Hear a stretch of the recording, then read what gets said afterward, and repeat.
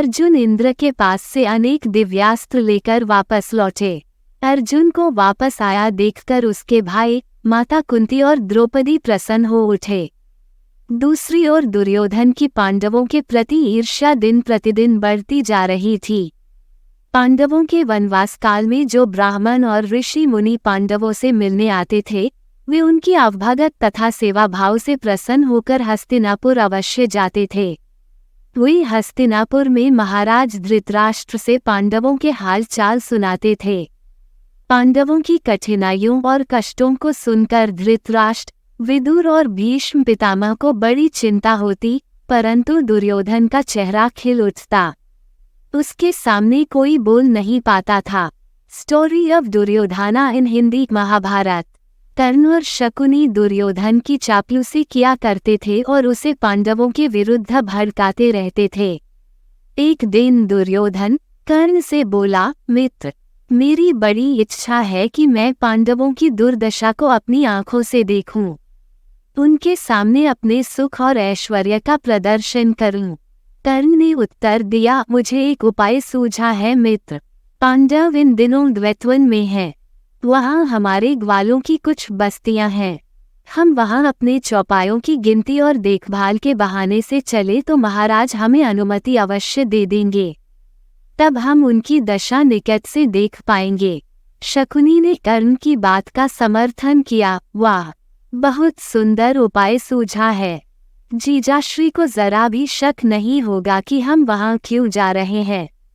दुर्योधन ने कर्ण के बताए उपाय के अनुसार अपने पिता धृतराष्ट्र से चौपायों की गणना करने की अनुमति ले ली और अपने पूरे लाभ लश्कर के साथ द्वैतवन की ओर चल दिया। शकुनी और कर्ण उसके साथ थे। द्वैतवन पहुंचकर दुर्योधन ने चौपायों की गिनती की और मुहर लगाकर विधिवत रस्म अदा की। पांडवों को दिखा दिखाकर उसने ग्वालों पर अपना खूब रौब झाड़ा। फिर सुअर का शिकार करने के बहाने वन में उस जलाशय के पास पहुंचा, जहां एक ओर पांडवों का डेरा था और दूसरी ओर गंधर्वराज चित्रसेन अपने परिवार के साथ डेरा डाले हुए थे। दुर्योधन के कर्मचारी चित्रसेन के डेरे के पास दुर्योधन का तंबू लगाने लगे तो चित्रसेन के अनुचरों ने उन्हें वहां डेरा लगाने के लिए मना किया। इसी बात पर दोनों ओर के अनुचरों में कहा सुनी हो गई और नौबत झगड़े की आ गई। दुर्योधन ने क्रोध में भरकर अपनी सेना को आदेश दे दिया कि गंधर्वों पर टूट पड़ो। दोनों ओर की सेनाओं में घोर संग्राम छिड़ गया।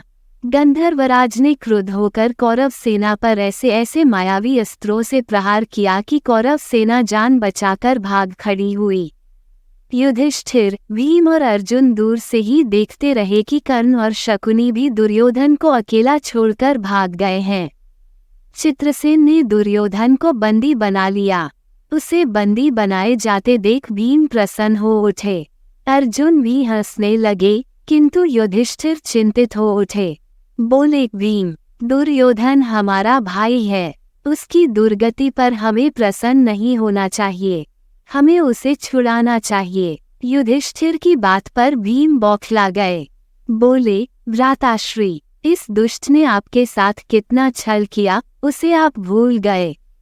इसने हमें लाक्षागृह में जलाकर मार डालना चाहा, मुझे खाने में विष दिया, चौसक के खेल में दुरात्मा शकुनी से आपको पराजित करा के प्रिय द्रौपदी का भरी सभा में अपमान किया।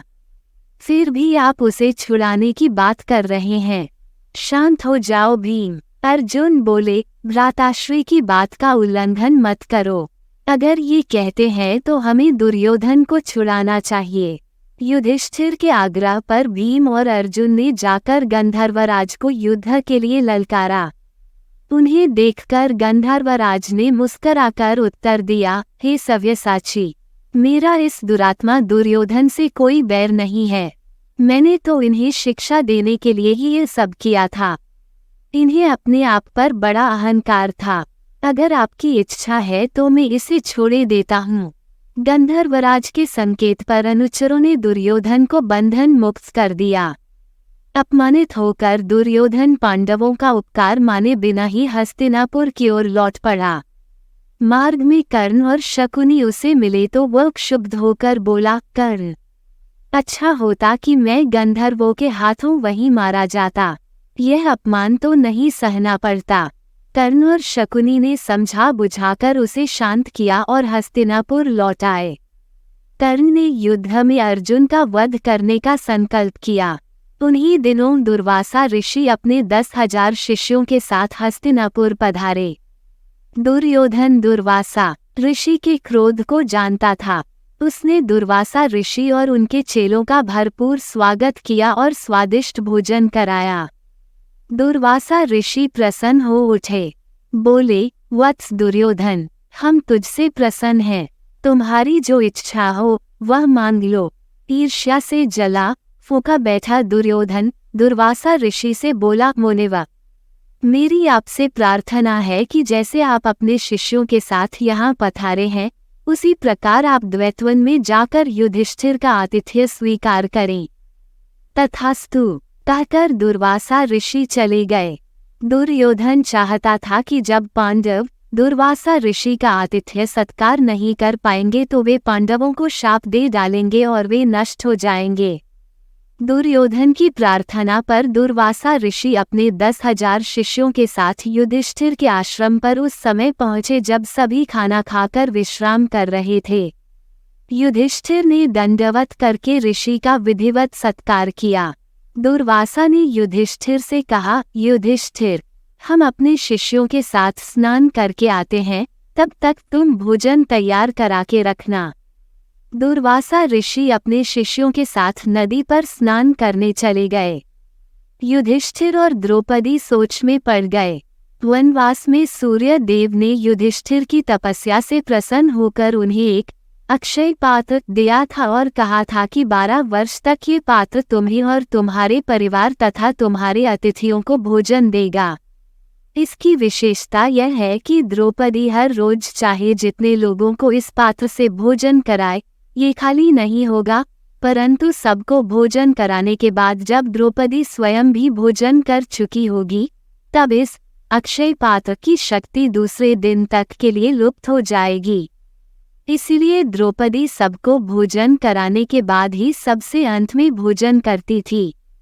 जिस समय दुर्वासा ऋषि आए, उस समय तक द्रौपदी भोजन कर चुकी थी और अक्षय पात्र को मांझ धोकर रख दिया था। अब तो बड़ी परेशानी आ खड़ी हुई। द्रौपदी दुर्वासा ऋषि और उनके 10,000 शिष्यों को भोजन कहाँ से कराए?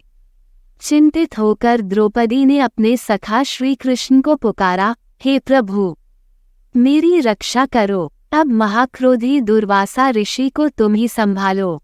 मेरी लाज रखो प्रभु। द्रौपदी प्रार्थना कर ही रही थी कि इतने में श्री कृष्ण कहीं से आ गए और आते ही द्रौपदी से बोले, बहन, मुझे बड़ी जोर की भूख लगी है, कुछ खाने को हो तो दो। जो भी घर में है ले आओ। भूख की वजह से मेरी आंतें कुलबुला रही है। द्रौपदी दुविधा में पड़ गई। अब अपने भाई को भोजन कहाँ से दूँ? उधर दुर्वासा ऋषि भी आने वाले हैं। इस विपदा से कैसे बचूं? क्या सोचने लगी कृष्णा। श्री कृष्ण ने द्रौपदी की ओर देखा, मैं भूख से व्याकुल हो रहा हूँ और तुम चुपचाप खड़ी हो। जाओ, अपना अक्षय पात्र लेकर आओ, देखूं उसमें कुछ बचा हो। द्रौपदी हड़बड़ाकर बर्तन उठा लाई। श्री कृष्ण ने उसे उलट पलट कर देखा और भीतर झांका। उस पात्र के किनारे पर शाक का एक पत्ता चिपका था जो धुलने से रह गया था।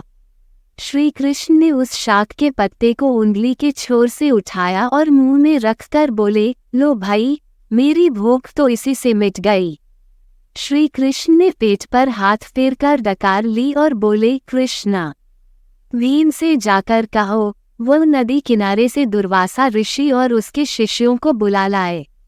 द्रौपदी श्री कृष्ण को देखकर बाहर निकल गई। श्री कृष्ण भी उसके पीछे पीछे बाहर चले आए और युधिष्ठिर के पास जाकर बैठ गए। भीम नदी की ओर जाते हुए सोच रहे थे कि कृष्ण आज हम सबको बहुत अपमानित कराएंगे। ऋषि दुर्वासा को भोजन नहीं मिला तो वे हमें जरूर शाप दे डालेंगे। लेकिन नदी पर जाकर उसने देखा कि दुर्वासा और उसके शिष्य वहां से जाने की तैयारी करे रहे हैं। भीम ने आगे बढ़कर उन्हें रोका और भोजन के लिए आश्रम पर चलने के लिए कहा। इस पर दुर्वासा जल्दी से बोले, पुत्र, आज तो हमारा पेट नाक तक भरा हुआ है, जरा भी भूख नहीं है। तुम युधिष्ठिर से हमारी ओर से क्षमा मांग लेना, हम फिर कभी भोजन करेंगे। लेकिन ऋषिव, वहाँ जो भोजन तैयार है उसका क्या होगा? भीम ने चुटकी ली, उसे आज तुम खा लेना पुत्र। कहते हुए दुर्वासा ऋषि मुड़कर देखे बिना ही तेजी से अपने शिष्यों के साथ वहां से चले गए। पीछे भीम हंसते हुए वापस लौटे और उन्होंने सारी बात बताई तो सभी खूब हंसे। द्रौपदी कृष्ण की ओर देखकर मन ही मन भक्ति भाव से उन्हें नमन करने लगी। श्री कृष्ण मंद मंद मुस्कराते रहे। पांडवों के वनवास की अवधि पूरी होने को थी, कुछ ही दिन शेष रह गए थे। तभी युधिष्ठिर को धर्मदेव के दर्शन हुए। उन्होंने यक्ष बनकर युधिष्ठिर के ज्ञान और धैर्य की परीक्षा ली और उसे आशीर्वाद दिया, पुत्र, वनवास की अवधि पूरी होने पर अभी 1 वर्ष तुम्हें अज्ञातवास में रहना है। तुम्हें और तुम्हारे भाइयों को कोई पहचान नहीं पाएगा। इससे तुम्हारा यह अज्ञातवास सफलता से पूरा हो जाएगा। मेरा आशीर्वाद तुम्हारे साथ है, तुम विजयी होगे। आशीर्वाद देकर धर्मदेव अंतर्धान हो गए। वनवास की कठिनाइयों को पांडवों ने पूरे धैर्य के साथ सहन किया था। अर्जुन के पास अब दिव्यास्त्र थे और भीम के पास हनुमान का बल और घटोत्कच की मायावी शक्तियां थीं। युधिष्ठिर ने वनवासियों से विदा ली और उनसे आशीर्वाद मांगा। सभी ने आशीष दिया। पांडव उनसे विदा लेकर चल पड़े। सबके देखते देखते वे घनघोर वन में जाकर अदृश्य हो गए। धन्यवाद। आप देख रहे थे गॉड ब्लेस टीवी हिंदी। हमारे साथ जुड़ने के लिए सब्सक्राइब अवश्य करें।